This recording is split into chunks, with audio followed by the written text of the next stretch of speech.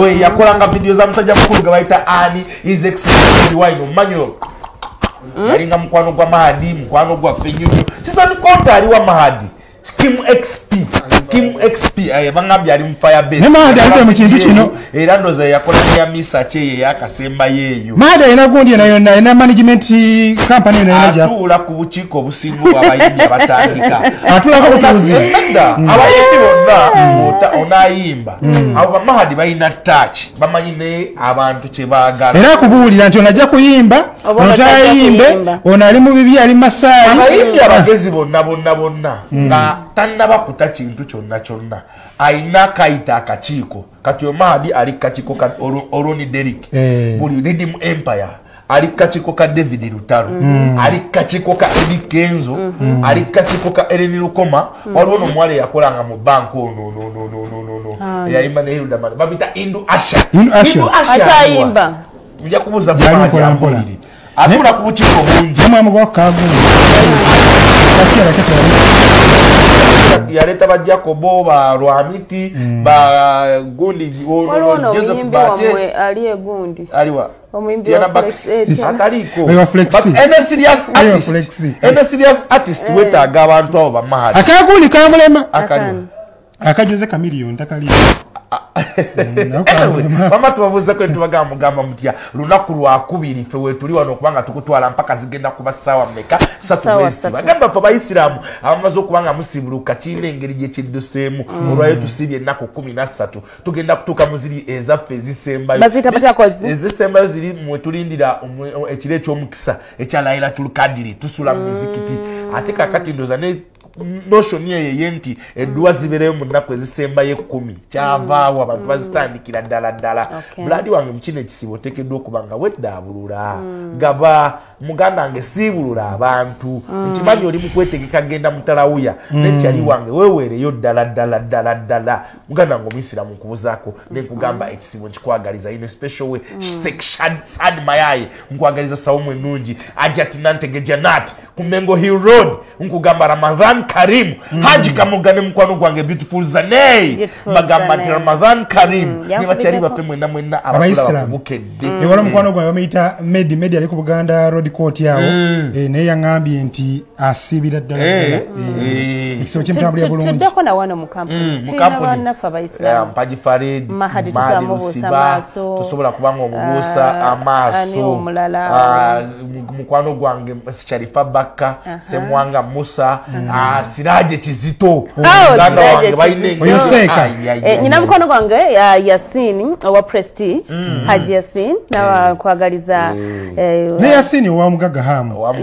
ne hamu yenyine omugaga Haji gone simanyi musiramu success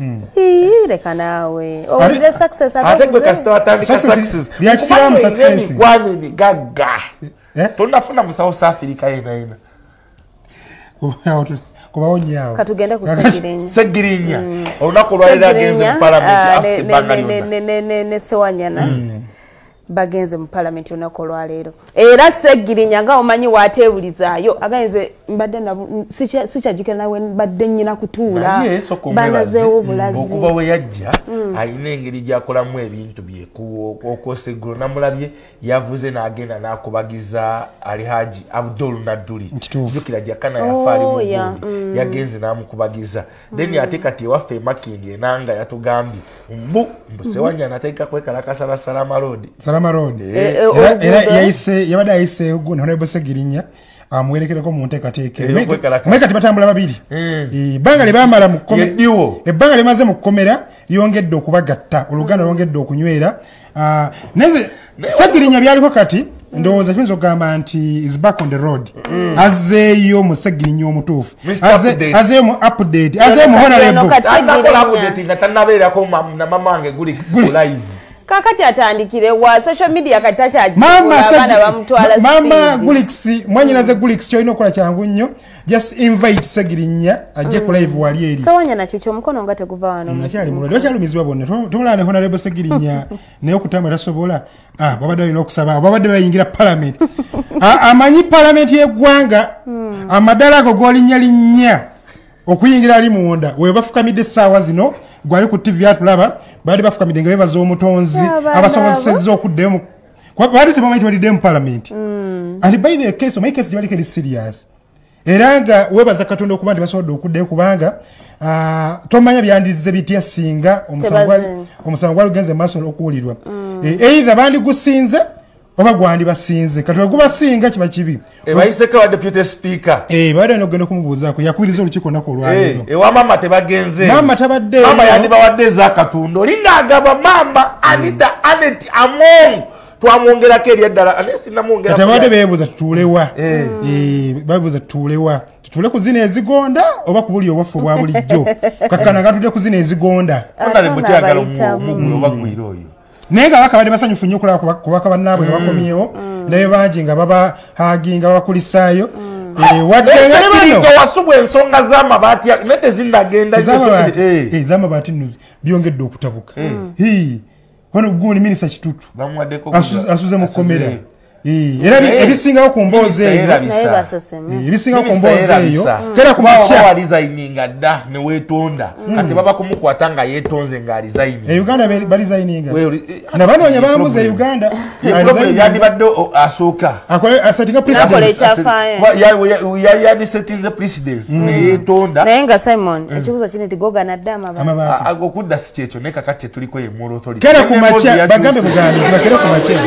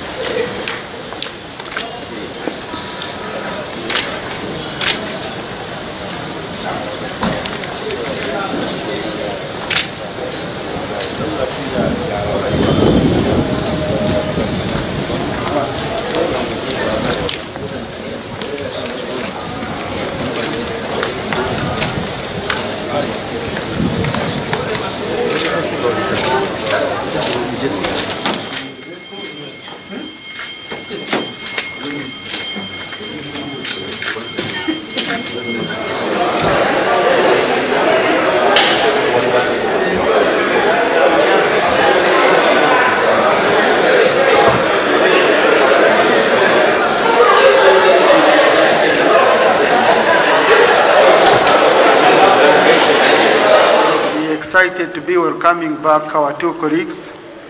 the Honorable Aran Sewanyana and the Honorable Sekinya Muhammad.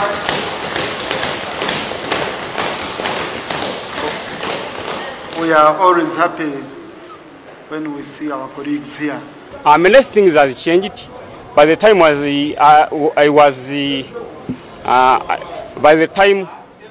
was arrested, I left many things, but when I'm back, even it's I'm very suspicious that even that is TikTok.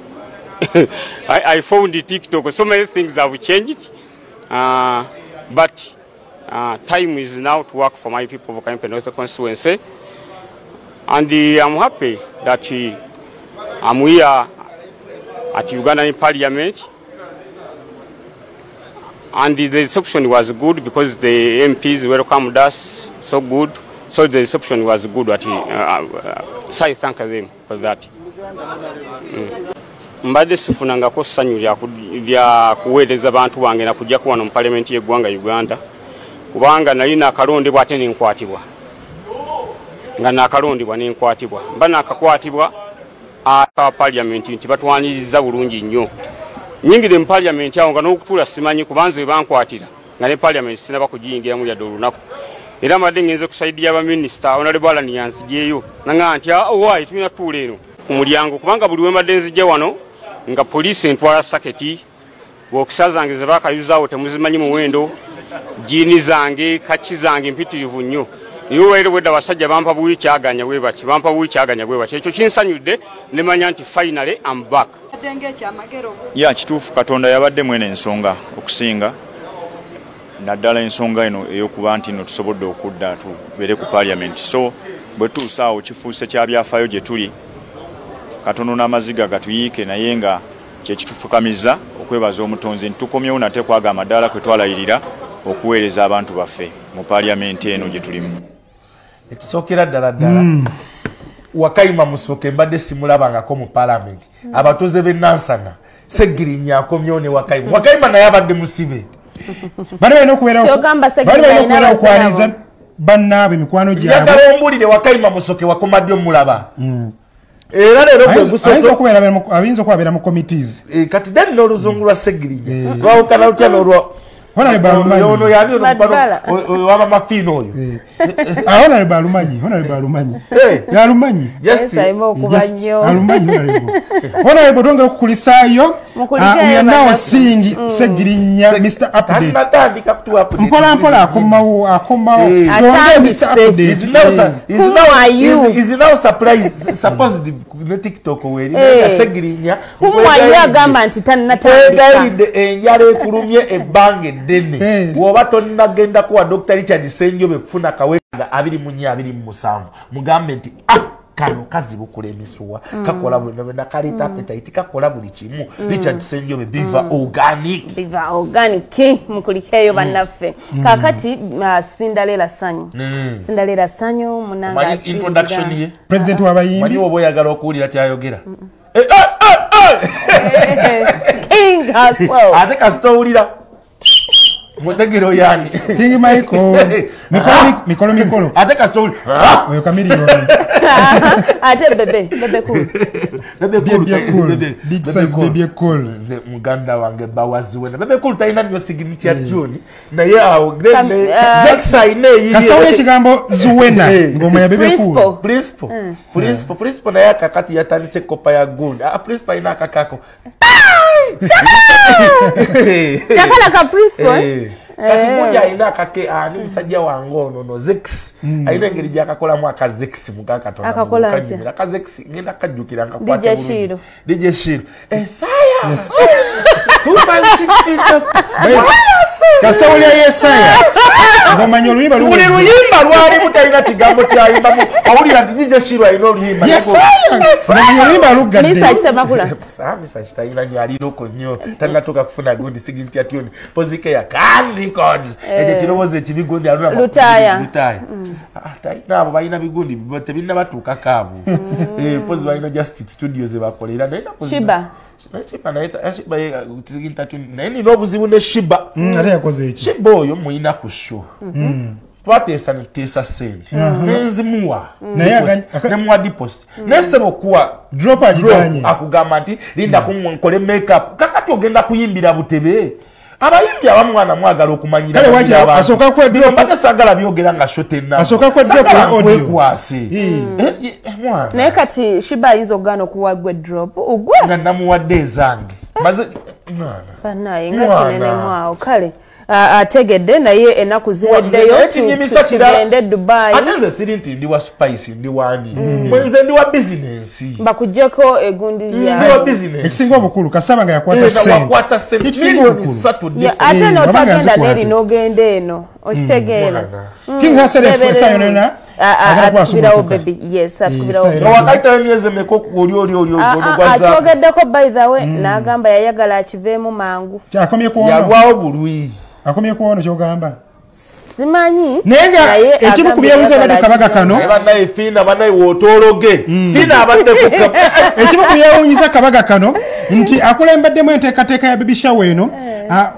mwana muwala kusiima bamukyala kusiima ate mu biseera bye byakalulu ne wano ng'akuze kusiima oyo mu biseera byakalulu yali mu nkambi ya King Saha era Cindy akyogedde so kiba kitegeeza nti kusiima wanga avuddeyo n'agamba asiime embeera gyalimu olubuto lukutula olubuto ng'ate oli munaku ezo ezisembayo terwamukutula nnyo bwe lutyo ate kati ani agala nti nankyali King Hassan tumwagaliza buwanguzi kozi eno gundi guntabeerawo Prince tabeerawo ate lwaki tebakoppa kuba gundi awo Rema yazikola nga 5 baby shower yasooka akola pregnant shower nga lwakagwamu ntuwa Cindy sayimatandisa osala ekigambo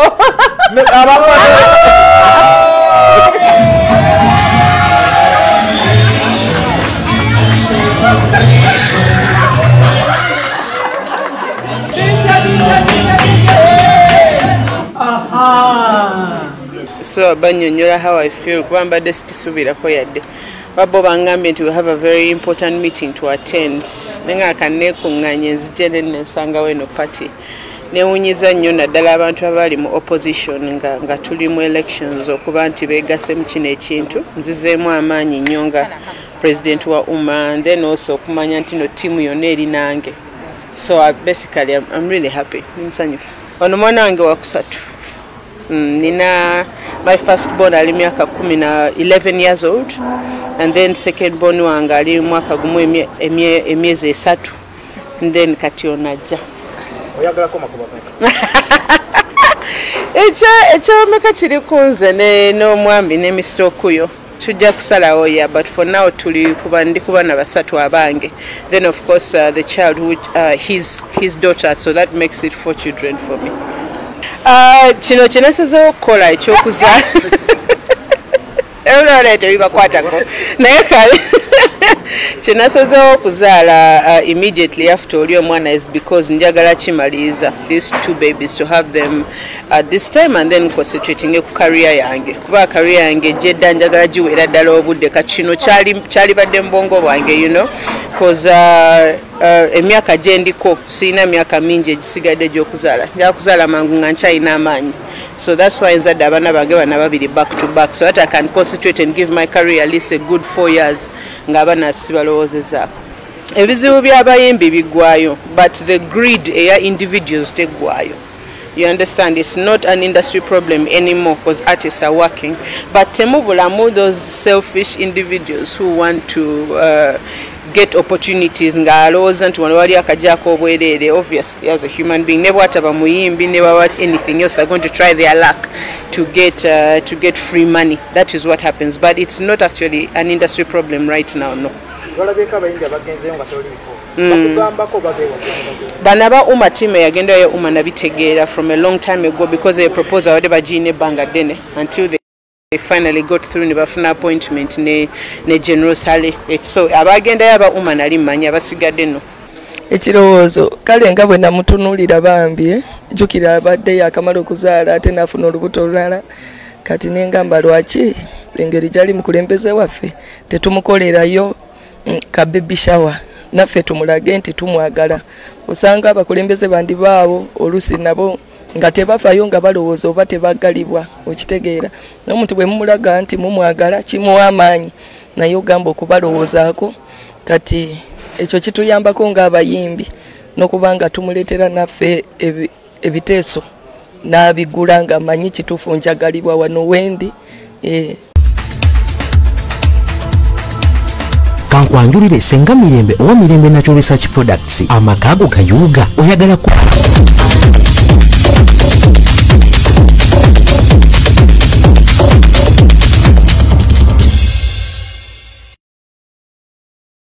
kale mbakulisaayo mukumulako kasalabe kyatu kyagendera mu maaso nyongera okutegeeza nti ekizigo eky'emikisa kyokka kyolina okwesiga kyolina okwekwata ebintu ebibeerenga bitambula kyekyambuluzi kya mikisa senga Mirembe yakikuleetedde ogamba otya beautiful Joa okuva ali munaye siddanga mukulaba naye kansubire nti bitambula bannayo otusalaavu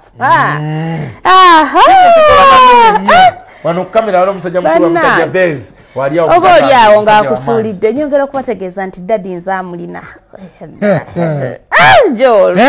olumya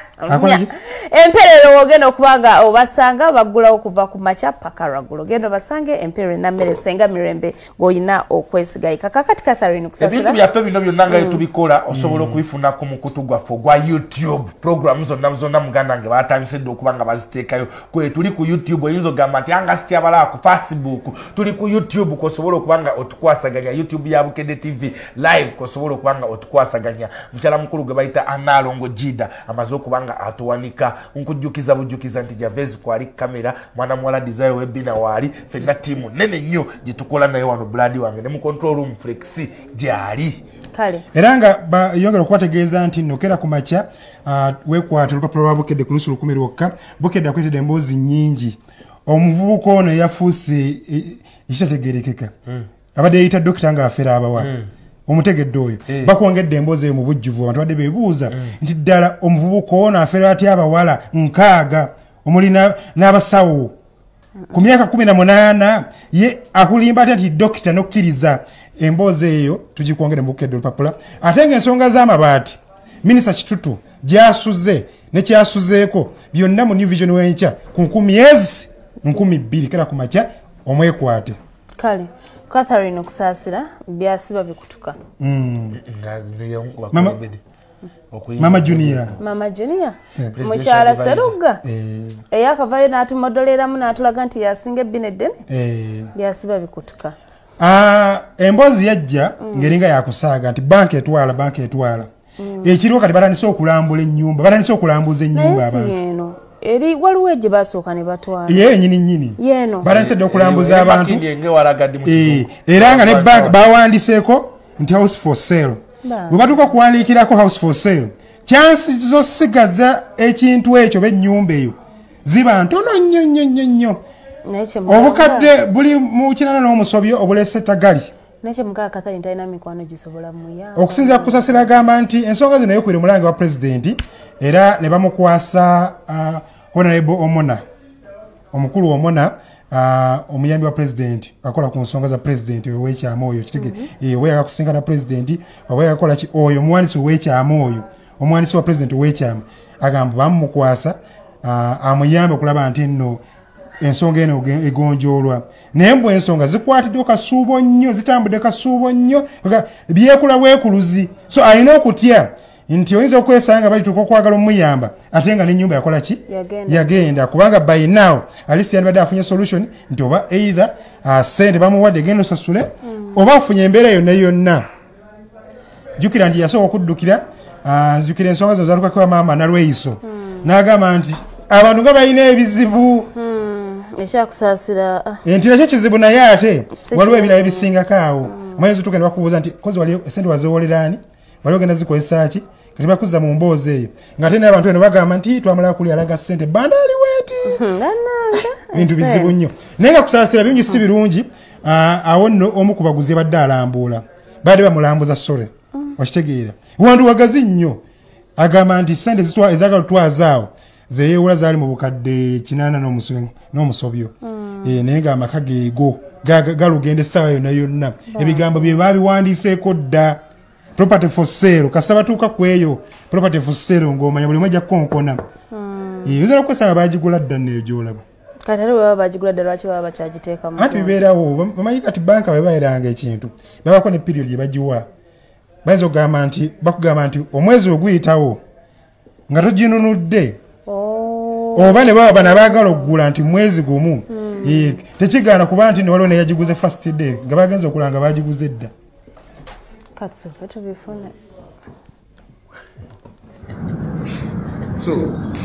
byonna bisoboka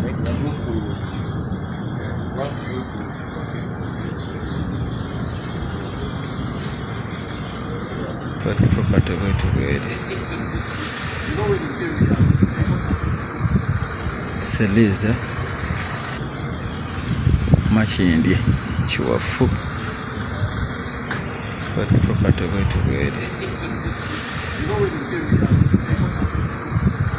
Seliza uko names gugumu ebiri esatu na double so that's how it is.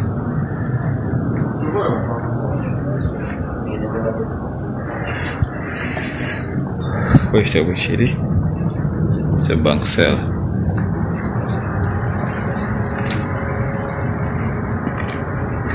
So bwati wali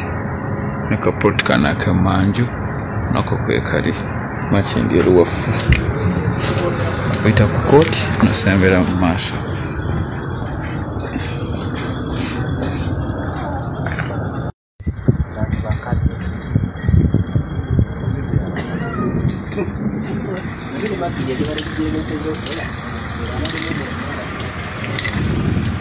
Nyumba ya bisenge bibiri, garage, dining, sitting room, toilet, self-content. Asalimu asasula akakadde kamu n'ekitundu. Zino ziri doubles za 35 Machindi ruwafu. kasali ni kusasira zensonga ezo z'omuwabuzi wa president ku nsonga za Kampala wegabanga mapesa tumusabire gatuuke bulungi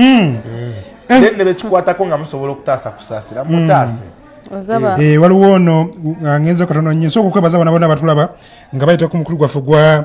Facebook page yaffe ogenda kubukedde essaawa zino kwe bali bangi mbalaba n'emikutu emirala tubeerako nga streaminga live ono Subi Victoria agambye batukusaasiriza presidential advisor lwaki tebamuyamba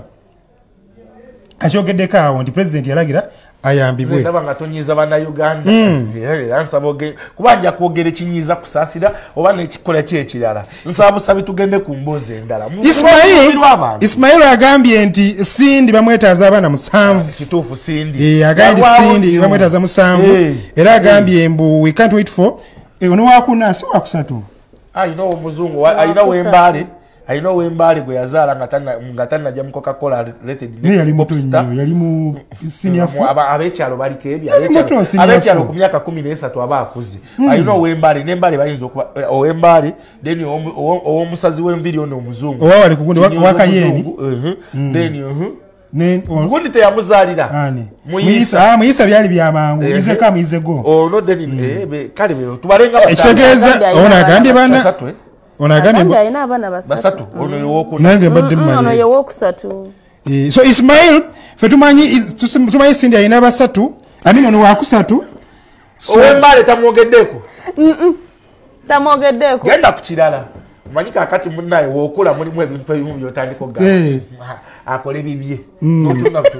kati nga toyogedde nero gamba akole bibye President naye kwali tumwagala nnyo agambye atulaba President muyimbi ono agambye asinziira Durban South Africa President senga Maruska Omera ne kuliko nakanuwaji Robina naye kwali atwagala nnyo yanzikiza nakanuwaji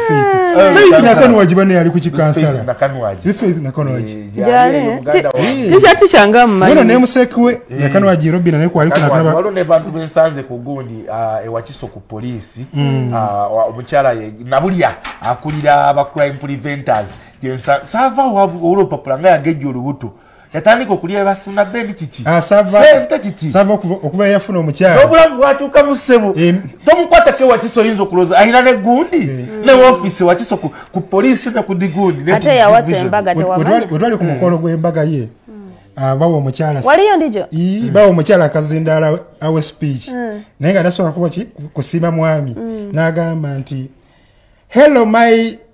principal accountant nenga abanne abantu balina amanyi ne laavu musi eryo liba lyakusudiya principal accountant baba kusudiya mpale wallet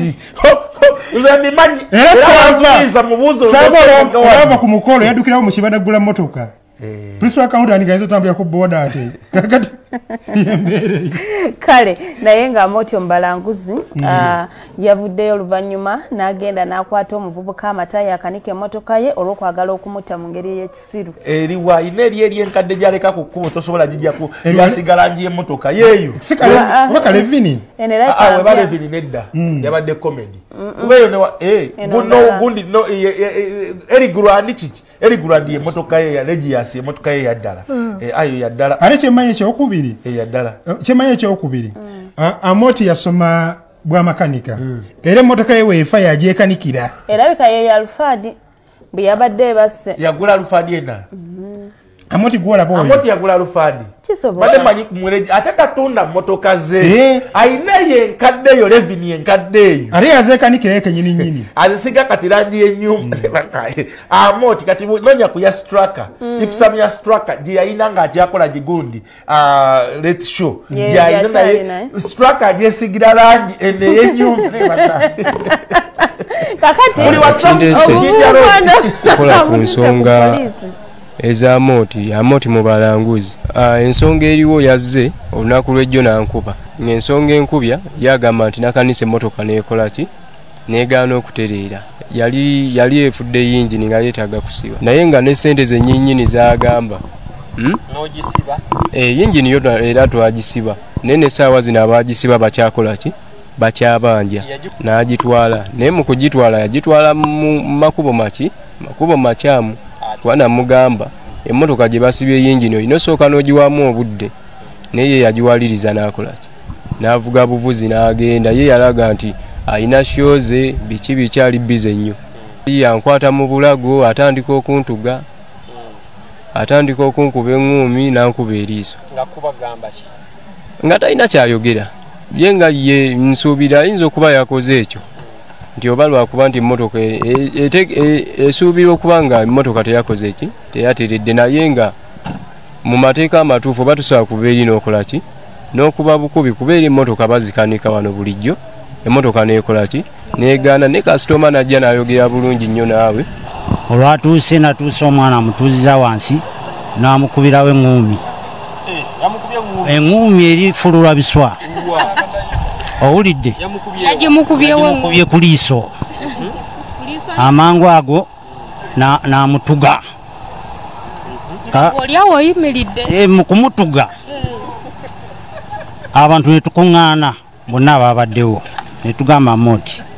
bino ebintu byokoze bikyamu abantu bakozesa nnyo advantage yokuba nti omuntu oba olina erinnya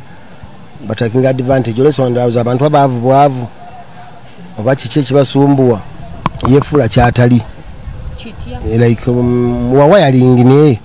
neyefuula makanika natukozesa loosi ya 6,000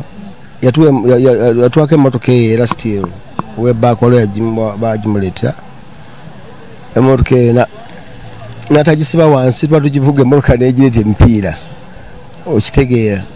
empiira negyefuula kati buyandabye nga nzize ku garagi nayagala afubutuke nemukwata amataayi nemusika faki nali nyala muleeta ku poliisi naye abatuuze nebanga mukole ki muleke fulula biswa omuntu akuba fulula biswa batozimbewo fulula biswa buli muntu akole ekyateekeddwa okola oba oli makanika sigala oli makanika oba okola wayalingi sigala mu wayalingi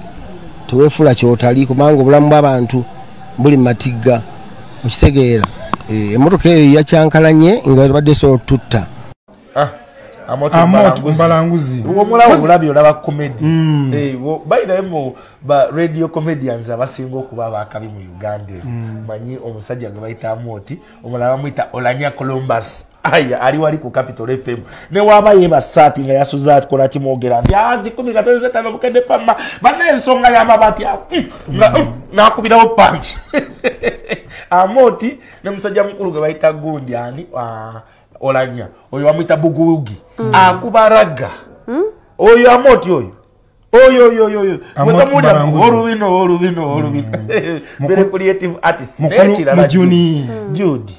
abantu mwenna batekinga advantage olw'okubona Ogundi wa ku TV olw'okubona omuyimbi olw'okubona superstar bradi wange asozo oyitamu okunoonya ssente naye zaayitamu wali ababoda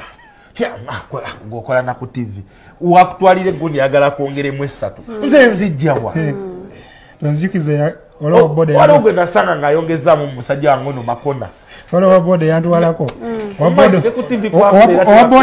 owaboda ina list ye yabamawulire era kakati wagirinjawo oti nga kugamba nti naye kakati golaba goliserebo ogenda kumpa weziti ngomuga nti sebo nzimanye ezintwala waawo awasatu waba wasatu 6 ngagamba nti leka kubanga Simon leka kubanga tegusu abalina list wait leka kubanga seguya akunyumiza nokunyumiza leka kubanga ni mulodi yazitowa ya ino mtu omunene ya retentini ayinza kuganda kati olaba leka kubanga ticha avano ngagenda natete ayakatwalya mtu ana 13 nenga bakakaga onoga kale tugende eyanyumiza kuuze Saima kade katutwala obadde osumuludde kale dakikenge waliwo yabodde yanyumiza ku mukazi wa Saima kyokanga anyumiza yo Saima mumanyi ayina mukazi we wali kyokanga nze gwagamba teyamanya nti bawayiriza boda mulabe kwadanga kikwati ate buli omwamusooka anyine muganda wange gyebaleko nti oli bulungi nti ebyamabaati wabitegedde wala watonyega ku mabaati ngategera gwe toliwa byabufuzi ne mwana kasenaako kagenda kutwala ekikopo mu byokusaaga wakula watonyega ne mwana Kamiliyoni yalabika Illuminati abantu yafuna wogwira noddamu ekigambo kimu nga gwakufunye walina okuteeka kale alien skin principal yamogeddeko n'agamba bamuwe second chance bamuwe chance kuba ne principal bamuwa chance mu ndongo principal Uganda tegaba chance yakubiri era mu abasembayo yemmwe ba King Michael yakola buli kimu Chameleone yakola buli kimu principal mwakola buli kimu neka kati one chance one goal one chance one goal alien skin tainati aina obuzibu nga ye his biggest problem is turning that social media attention okusobola okufuna let's say good attention okuva mainstream media fena tukitegere nti mainstream media is the big still radio ne TV bikyali biggest medium of communication kati gwe kasitono okuba n'okola bu TikTok ogundi obo snippets n'okola obuyimbo obugundi obo bwakabi nga bukola eyo naye nga toyina rotation luyimba lwo lukubaku top 10 local radio stations oba werimba ojja kuba ku radio simanye ebikuba bisobola n'okuba ez'obuwemu naye nga toyina top 10 radio stations top TV stations tonnafuna katayira mu lupapula lwa bukedde oba okirimba kale katusooke tumufuna kati ebisigadde byonna byonna asobola okukikola kale about alien yakubwa ennyo yeah. I think he's a talented young man. Give him a chance. A deserving a chance. Fena tukula. Abamu twali babanda na nnyo okusukawo naye ensi yatuwa chance. Nete tujajinga sinti wabulayo abatujajinga. No.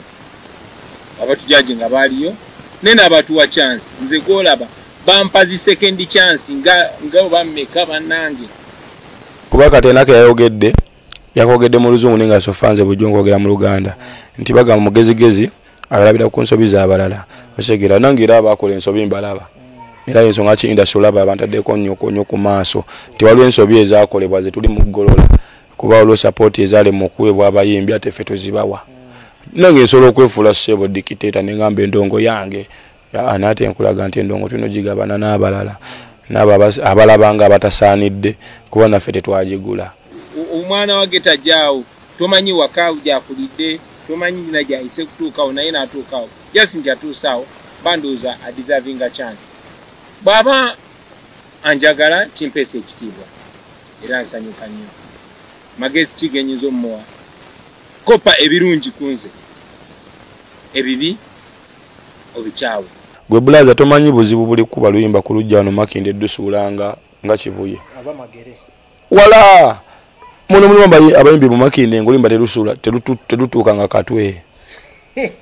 banji nze njugamba kituufu banji nija negamba nsogamba nti omuyimbi nukuza yimba luyimba kinawe nga tulumanyi kitegeeza nti noba okoze n'okuba olusooka n'okuba oluddako nova ku level y'okuyimbira bafaani kuba bafaani baba tebawula music mulungi na mubi bo babbala buki naye otuuka okukubira oluyimba n'omuyimbi n'atunamu n'agamba naye nokakuba kitegeeza oba oyimbye nnyo otuuka osanyusa omusanyusa Bobi Wine yakuinspiringa nnyo okuyingira mu music industry eno no Bobi Wine ayinza obba inspiringa nnyo kuyingira mu industry eno lwakuba bagamba ejjanzi teribuuka na nzige kati nze nvudde mu geto zezimu n'entegeera zezimu siri weeka moja nendi waki ndiwe Makinde mu geto naye kati bw'olabanga waliwo omukululo gw'olinga waliwo yaguyitamuuko okitegeera kadde nonamuwa respect watu namu disinga kuba byendi mu kuyita mwanzo bayabiyitamu n'okusingawo bwe ndaba bano ba artists abalala naddala ba ghetto youth nga bwe nakyogeddeko sometime nti nange neeraba emyaka nga 2 egiyise so era bwe mba nyina chance okulivinga obulamu obwo oba okuadvising omwana ali myaka egyo mugamba nti nokuba odungi nokukyama naye bamanye nti buli kyokola kati mu myaka gy'emito kiina effect mu maaso oyina kyoba ozimba kati era waliwo level gye natuukamu n'enkola endabanga bantaddeko nnyo force senyenge mungi neŋŋamba Bobi Wine ng'abadde musajja kuba yayimbira ebbanga kimanya nze ndi mu myezi banvuma nnyo kati olwo yabadde emyaka 2 kati nze byenkola byendaweesa family yange ekitiibwa kubanga ejjanzi terikola ki teribuuka nanzige bwe mba nze ndi muyayimanya n'abaana bange baki otegeera kati bwabuzu alien skin ekituufu kiri kati tulina okumanya Simon Jody eno balinga bamuwadde drop okitegeera banji bali eyo manyi abayimbi banji naddala bano abatandika abanoonya singa nfunako mu bunene bwengezaawo okulaba kitegeera kati ono ye drop gye yafunye ya principal olaba abadde akola biri eri ng'alwana ku karakita gifune afune karakita ya principal kati drop gye bamuwadde with or without principal alien skin ye yagali mwe bannaye mu okutuuka okuba akayimba nga bagamba oyo yayimba sitya danger bannaye mu okuva mu ghetto noba ng'osobodde okubamu ekimuli ekimulisa oh my god olina okuvimba n'abageto batandika okwegoma alien skin yaguzoba maka namulabye bamupulimo bamuki nze nava mu ghetto nga sivimba gwe tomanyi nvimba gyovimbamu wano nti simanyi poniya namukoledde wano simanyi nonyumya Dubai nga ogwo kuba kukola ki